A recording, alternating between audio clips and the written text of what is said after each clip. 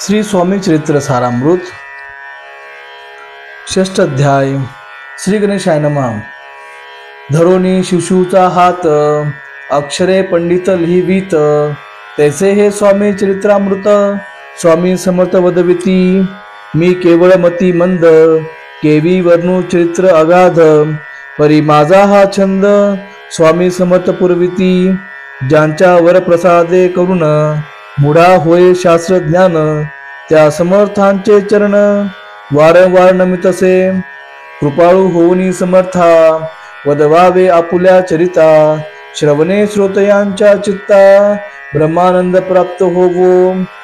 सुरत रुची घेऊन सुमने, त्यासीच अर्पावी प्रतीने, झाला ग्रंथ स्वामी कृपेने, त्यांच्याच पदी अर्पिजे। मागील अध्यायाच्या अंती चोळाप्पा विनवी स्वामी प्रती, कृपा करुणी मजवरती बडोद्याशी चलावे। भाषण ऐसे ऐकोनी समर्थ बोलती हंसोनी, मल्हार रावा चिया मनी आम्हा विश्वी भाव नसे। म्हणोनी तयांच्या नगरात आम्हा जाणे नव्हे उचित, अक्कलकोट नगरांत आम्हा रहाणे आवडे। ऐसी ऐकोनिया वाणी चोळाप्पा खिन्न झाला मनी, त्यांनी सत्वर येऊनी तात्या प्रती सांगितले। ऐसा यत्न व्यर्थ गेला तात्या मनी चिंतावला, आपण आलो ज्या कार्याला ते न जाय सिद्धीसी। परी पहावा यत्न करोनी ऐसा विचार केला मनी, मग काय केले तात्यांनी अनुष्ठान आरंभिले। ऐसे नाना उपाय केले परी ते सर्व व्यर्थ गेले, कार्य सिद्धीस न गेले खिन्न झाले मुख त्यांचे। भक्ती नाही अंतरी दांभिक सदनांचे करी, तयांचे स्वामी नरहरी प्रसन्न कैसे होतील। तयांनी माजविली ढोंगे आणि केली नाना सोंगे, भक्तिविन हटयोगे स्वामी कृपा न होय। मग तात्यांनी काय केले, सप्ताहासी ब्राह्मण बैसविले, गुरुचित्र आरंभिले, व्हावयासी स्वामी कृपा। परी तयाच्या वाड्यांत कधी न गेले समर्थ, तात्या झाला व्यग्र चित्त काही उपाय सुचेना। मल्हारराव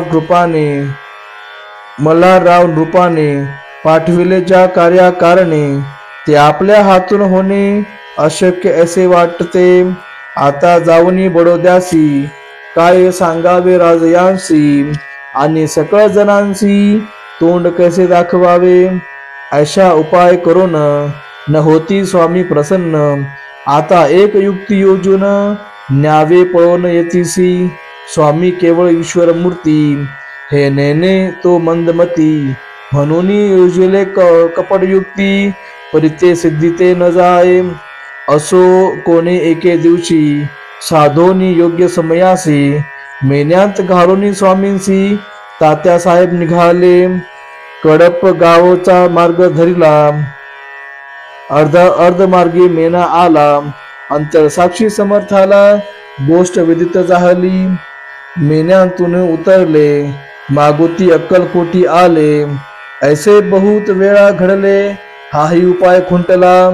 मग पुढे राजवाड्यांत जाऊनिया राहिले समर्थ, तेव्हा उपाय खुंटत टेकिले हात तात्यांनी। या प्रकारे यत्न केले परी तुझगे व्यर्थ गेले, व्यर्थ दिवस गमाविले, द्रव्य खर्चिले व्यर्थाची। मग अपयशाते घेऊनी बडोद्यासी आले परतोनी, समर्थ कृपा भक्ती वाचोनी अन्य उपाय न होय। परी मल्हारराव कृपती प्रयत्न आरंभित पुढती, सर्वत्रांसी विचारती कोण जातो स्वामींकडे। जेव्हा मराठा उमराव यशवंत तयांचे नाव, नृप कार्याची धरुणी हाव, आपण पुढे झाला। स्वामी कारणे वस्त्रे भूषणे, धन आणि अमोल रत्ने, देऊनी त्याजवळी रूपाने आज्ञा दिली जावया। तो येऊन अक्कलकोटी घेतली समर्थांची भेटी, वस्त्रे अलंकार सुवर्ण ताटी स्वामी पुढे ठेवित। ती पाहुनी समर्थाला तेव्हा अनिवार्य क्रोध आला, यशवंता पाहुनी डोळा काय तेव्हा बोलले, अरे बेडी आणोनी सत्वर ठोका याचे चरणी, ऐसे त्रिवार मोठ्यांनी समर्थ क्रोधे बोलले. क्रोध मुद्रा पाहोनी यशवंतराव भ्याला मनी, पळाले तोंडचे पाणी, लटलटा कापू लागला. मग थोड्याच दिवशी आज्ञा आली यशवंतासी, सत्वर यावे बडोद्यासी, तेथील कार्यासी सोडोनी. साहेबा विषप्रयोग केला, मल्हार रावावरती आळ आला. त्या कृत्या माझी यशवंताला गुन्हेगार लेखिले. हाती पायी बेडी पडली, स्वामी वचनाची प्रचिती आली. अघटित लीला दाखविली, ख्याती झाली सर्वत्र.